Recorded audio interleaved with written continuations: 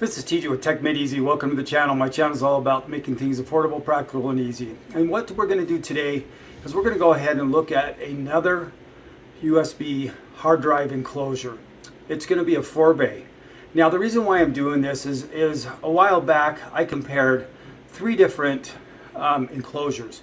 The problem is when I did that one is I wanted different price points. I wanted, you know, below $100 and then up to $300.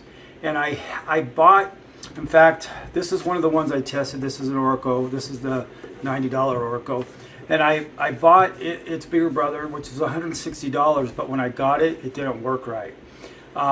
It wouldn't read several of the hard drives, so I sent it back. I was a little sketchy on ordering another one, but I already had 3 enclosures to test. So I went ahead and tested those enclosures. But one of them was a $300 one was a $270 one, and then of course this one here. And I wasn't able to test, I wanted one that was $160 to $180 because I wanted to test its price versus performance on the more expensive ones, and of course on this less expensive Oracle. And so, but I was baffled on which one to buy. So in my research I came upon one called Mediasonic. And Mediasonic, there was a networking guy that was touting it, and so I'm like, well, man, you know, I'll try that one. But it was only a 4-bay because I was testing 5 bays. When I have something like this that I'm going to use in a server, because most of the time, if I get something like this, I'm going to use it as in a RAID array. Now, it doesn't have RAID built into these. You have to do it through your desktop. So what I'm talking about is I'm talking about a DAS. And what a DAS is, it's direct attached storage, which is what one of these is. And just so you know, what I put in these for hard drives, all the hard drives in here are 7,200 RPMs, not 5,400 RPMs. So if you have 5,400 RPMs, you might see a performance difference, maybe not, I don't know. But when I buy server hard drives, I always buy used, and they're always 7,200 RPMs. The other word that a lot of people throw around is a NAS. And what is a NAS and what makes it different? So a NAS is where you have something like this that might have its own processor and operating system, and you only access it through the network.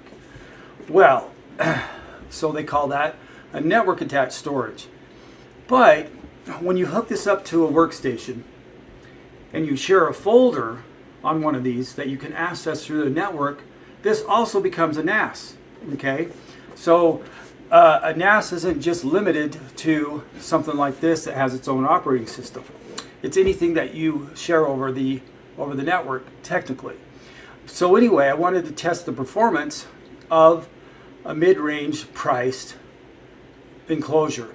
Now this enclosure is only 4-bay, but I think you're going to be really surprised at the performance, price versus performance on this. Let's get started.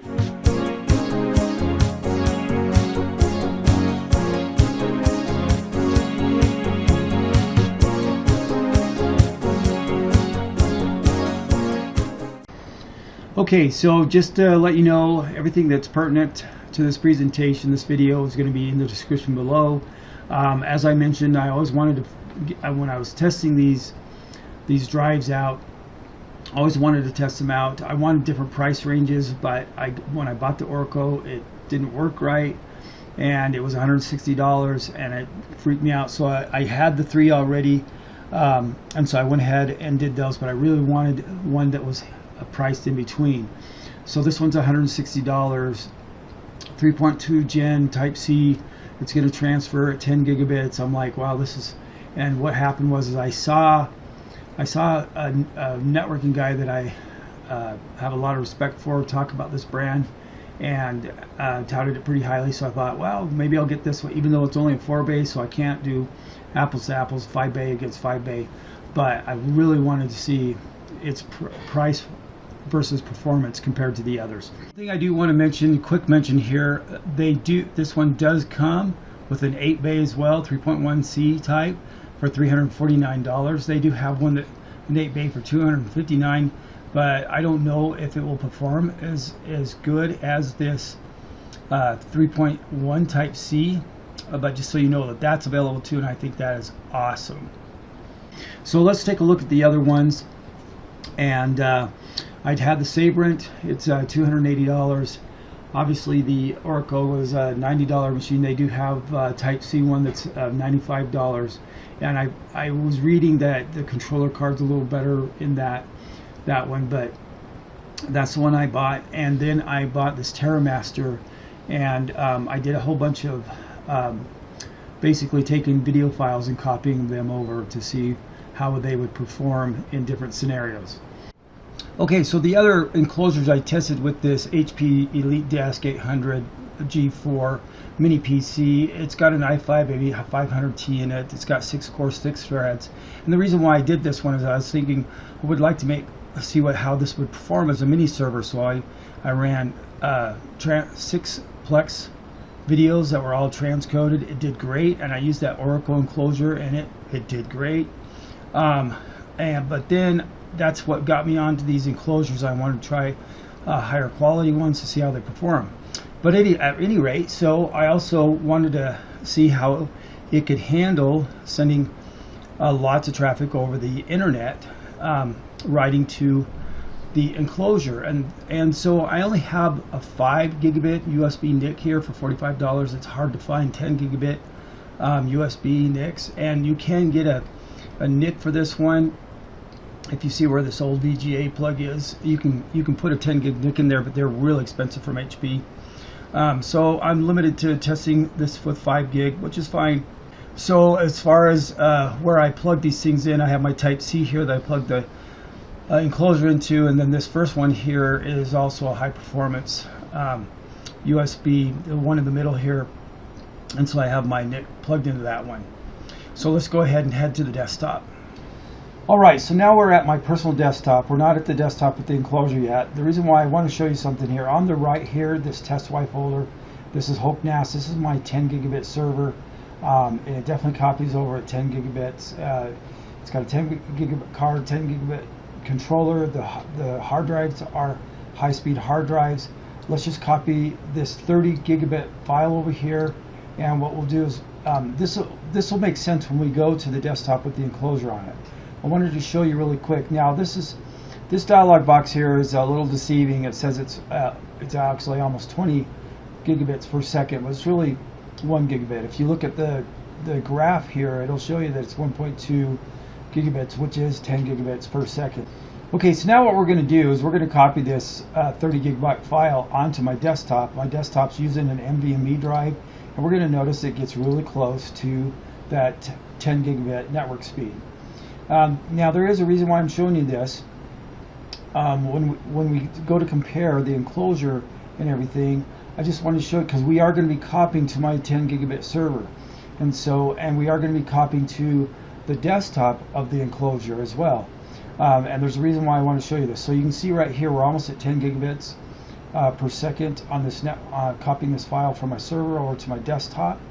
And so now let's jump to the desktop of the enclosure. So now we're at my HP mini PC desktop, and again the reason why we're using this is because a lot of people that are going to use these USB enclosures is because they might be running a laptop, a mini PC like this, or they just have a computer that they just don't have the capability of putting a lot of storage in it. So, and also too, I mentioned that I'm using a 5 gig network adapter, and there's a reason why I'm doing that. But so one of the things about that 5 gig network adapter, the reason why I'm not using Windows for this is because for some reason, and I ordered that it said it was for Windows and Mac. Didn't say anything about Linux. But a lot of things, when they say Windows and Mac, they can work on Linux. But anyway, it doesn't perform at 5 gigabits. I don't know why. So we're going to use Linux to do this. Linux is my daily driver anyway, but sometimes I like to do stuff in Windows because a lot of people watching this is Windows. But it's really not going to matter because we just want to see the performance of this machine. And so the first thing I want to tell you is that if I was on Windows, I could use storage spaces, and I would create what is similar to a RAID 5 with storage spaces. On here, I also did the same thing. I went ahead, and there's a GUI here that allows me to create a ZFS pools, and I've created what's basically the same as a RAID 5 with ZFS on Linux here. So I have one disk that's parity. So we've combined those, and those 4 hard drives, and hard drives are never, since they're 4 terabytes, they're never 4 terabytes. We get about a little over 14 terabytes of space, but because of one disk is being used as parity, we're a little over 10 terabytes of hard drive space, using those in a RAID array, software RAID. So let's just go ahead now, let's copy. Now I'm doing performance based on a RAID, so you'll get a better performance that way than if it's just one disk. If you're just buying this and you're going to use one disk at a time, the performance won't be as great as is here, but I'm assuming the people who are buying these are going to set them up in some type of software RAID array. So that's what I'm doing here. And on the left here, this is my desktop, and I've got a test folder here. On the right here, this is the desktop, but the M-Store is the actual external hard drive that's going through the USB port. So down here, this is going to show us the read-write performance as we copy this file over. So let's go ahead, and this Alita file is 10 gigabits. Let's go ahead and copy this over, and we're going to see also the performance up here in this dialog box. And so in a minute here, so it started out close to 4 gigabit or 4 megabytes per second, and it slows down. It can jump up and down between 300 and 350 megabytes as it's copying over here. And you'll notice we're getting closer to 300 megabytes now, and it'll usually stabilize around there. So that's actually really good. And just so you know, actually I'll talk about this in a minute as far as performance of these hard drives. So now what we're going to do is we're going to take this same file and we're going to see what the performance is copying over to our desktop. Now my desktop is an Nvme drive, and remember, these systems can read really fast. So let's see what the performance is there. Technically, we should get about the same as we did on my Linux desktop, where I was showing the 10 gigabit network speed. And we are getting a better speed. We're getting 500 megabytes average writing to the desktop. Now, why is it we only get 5 megabytes? I don't know. It might be the control, even though it's going through a 10 gigabit Type-C port. Maybe there's a limitation of the controller on the mini PC. I don't know what it is, but that's still really good. That's really good writing over to the desktop. I know most people are going to be using this writing to the USB enclosure, but I just want you to see the performance both ways. So now what we're going to do is we want to check out the network performance of this. And so we're going to go ahead and swap folders here. We're going to grab this is my network folder on the left now. See how it says test Y and it's HandBrake. It doesn't say desktop anymore. So this chart down here will show us our network performance. So let's grab this Alita again and let's copy this over. So this is coming from my server, and it's a 10 gigabit server. Now we really shouldn't see a whole lot of difference as far as speed goes in, and you'll see here it's writing to that machine, that enclosure. It starts off high, around 360 megabytes per second, and it actually keeps it going pretty persistent. I don't know why. Sometimes when you copy these things back and forth like that, because I'm going for my network instead of my desktop, you can see a little performance differences like that, and it stayed steady at 360 megabytes per second, which is really good. Let's copy this over to the network now, and let's see what kind of speed we're going to get. Now we should be able to saturate, because of the read speed of the enclosure, we should be able to saturate my 5 gigabit network card. And right here we're close to that 5 gigabyte, and it should stay steady all the way through there. Alright, so now that we've done that, I am really impressed with this machine because of the price. I mean, you're talking between $150 and $170 for this machine here, or for this enclosure, Mediasonic enclosure, and I'm really impressed with that. And the fact that it has an 8-bay brother, that is really impressive to me, because for me, because of how much storage I use, the 8-bay one is really attractive, especially the fact that it's $350. Now let's talk about the TerraMaster and the Saber for a minute. The TerraMaster, I was interested in that one because it was 6 bay for $300. The Saber was around, I think they're around $270 to $300 depending on where you get them from. And it's a 5 bay. And they both perform about the same. I would say the Saber performs maybe just a hair better than the TerraMaster. But again, that's me doing it, and maybe someone else would have a different result in that. But they're pretty much 6s. And this is my whole point, is that these $300 units are 6s compared to this $150 or $170 unit, Mediasonic unit. And so I think for me, I would go with this Mediasonic unit all day long. I'd be very interested in the 8 bay one. Now, there are other brands out there. I can't test every brand. There's one, if I say what I would butcher it, starts with a Y. And it might be a good brand. It might perform the same. And the pricing is about the same as well. But these are really good options. And again, you take your chance on buying one of these for $100 or less.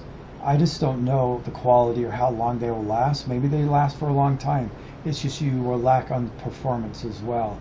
If you're looking performance between your computer and your USB enclosure.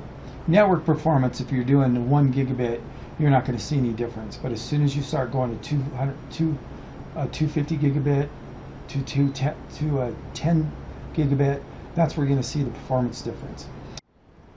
Okay, now we're going to look at the performance difference between these 4 drives. Now I just want to remind you that I am running this in RAID 5. The first 3 have 5 hard drives. The second one obviously only has 4 because it's only a 4 hard drive bay. But let's look at the read results. So 5,000, give or take. They were average, so I either rounded up or rounded down. And then we get 3,600 for the Mediasonic. And why is it that we only get 3,600? I don't know. It might be the fact that I'm only testing 4 hard drives in a RAID array, and that might be affecting the performance. So maybe if it was 5, it would be more around 5,000. So let's take a look at the write. And again, I'm doing this with Crystal Disk. So I get 75 write speed, which wasn't that great. And then I get 350 with the Saber-NAS, and again, and 350 with the TerraMaster 205. Now, just so you know,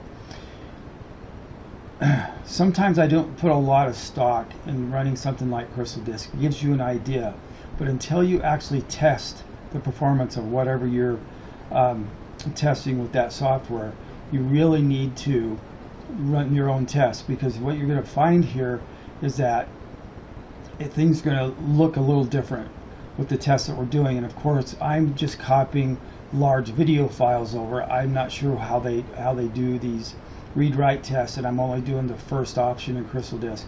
But let's just look at what the write speed is going from the desktop to the enclosure with a video file. Here it was 100 megabytes. And why is the write faster than this? I don't know. Again, that's why you got to do your own testing. The Saber-NAS was 480, the TerraMaster 250, and I was actually disappointed in that. Still a great machine, but I was disappointed in that. So then we have 300 for the Mediasonic, which I'm fine, because if we had 5 hard drives, this might even be higher in a RAID array. So then we're going from the enclosure to the desktop, and we get 500 on all these. Now, why isn't it faster than that? Because we're using a 10 gigabit USB port and cable. So why isn't it 1,000 megabits? Well, I think it's maybe a combination of the controller and the hard drives. That's all it can push through the cable to the desktop. So now I didn't test these on the first one. I just did it for my own curiosity. The external one, and when I say the external drive, remember the external drive is hooked to that mini HP, and so we're going from my external drive to the server, and I got 450. So it's because it reads so fast, it saturated my network card, because remember my network card is only 5 gigabytes, and that's close to 5 gigs right there. I've noticed my network card gets around between 450 and 480, 450 to 480 megabytes transfer rate, which is really close to 5 gigabytes. Server to the enclosure was 365. Now, why is this higher? Because look, my server is just writing directly to that external box. So why is it higher than when I'm doing from the desktop or even from my Crystal disk? I don't know. But what's even more surprising is I shared a folder, and then from my workstation, so now I'm using this as a NAS basically. So now the HP in that external drive bay, I'm basically shared a folder, so I'm using it like a NAS. And in my situation, that's the way I'd be using the HP and this as well, is because I was really interested in creating a mini server with a mini storage unit. And so I have my workstation to the external server, and it's 100 megabytes with the Oracle, it's 280 with the Server-NAS, 240 with the TerraMaster, 450 with the Mediasonic. That is 450. That saturated my card. I don't know what I could really get if I had a 10 gigabit network card, and I may hook this up to a workstation where it gives me 10 gigabits to work with, where I can actually test it with a 10 gigabit card to see if I can make that higher, and I don't know why it's this high. And I even looked at the box after it said it was through copying on the chart, and it had stopped copying on the box as well. 'Cause sometimes when you copy stuff, the box might work, 30 seconds longer than it says that it's all copied, and it was done working. So I don't know why it wrote so fast. But anyway, at any rate, for $160, this is a great option. And then the Big Brother for $350, where you can do 8. That's awesome. Anyway, I just thought this was interesting. I've never used these before. I definitely, if it were me and you really just need some storage, then yeah, maybe the Oracle is the way to go. But if you want high performance storage with these, and I'm just talking even desktop to the enclosure, not even over the network, then obviously one of these others you'd want to do, and this Mediasonic for the price, you can't beat it. But if you are running just a 1 gigabit network in your house, you really, if you're going to use it, say as a NAS, you're not going to get any better performance than 120 megabytes going to any of these. And the limitation is your network, not the box, except for the Oracle. The Oracle you'll never get, no matter how fast your network is, it's always going to be around 100 megabytes. But if you're running anything from a 2.5 to a 5 gig to a 10 gig networking, then you can see these results here. Anyway, this is TJ with Tech Made Easy. I hope that was helpful. Have a great day. Now that was